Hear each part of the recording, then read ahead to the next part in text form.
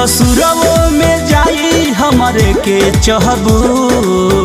अच्छा कि भले बन जाइबू केहू के मेहर माल तू हमारे रहबू। कि भले बन जाइबू केहू के मेहर जान तू हमारे रहबू।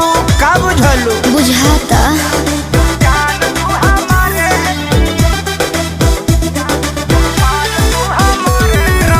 Music by Arya Sharma.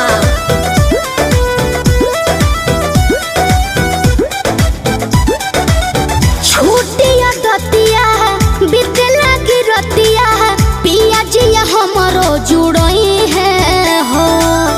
हमारे छुअला तोहरो खजानावा देखी सजनवा खुशियाई है हो। अत जाए दो तू मत टेंशन लो। ए छूटिया दतिया बीते लगी रतिया पिया जिया हमरो जुड़ई है हो।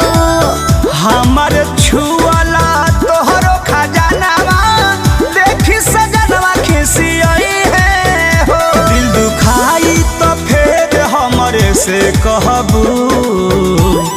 अच्छा सोच। भले बन जाइबू केहू के मेहर जान तू हमारे रहबू। अरे बाप भले बन जाइबू केहू के मेहर माल तू हमारे रहबू। खाली झूठ है।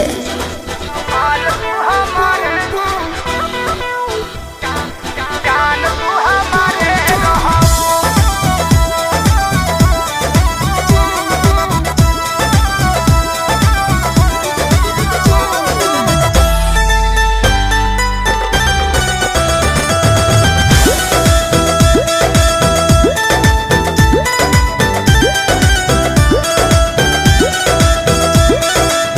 कृष्णा पे दरदी परम था जानू तू ही बसेला मोर सीनावा में। रतिया तो कट जाई सूती बैठ के पर यदि अइबू तू दिनवा में।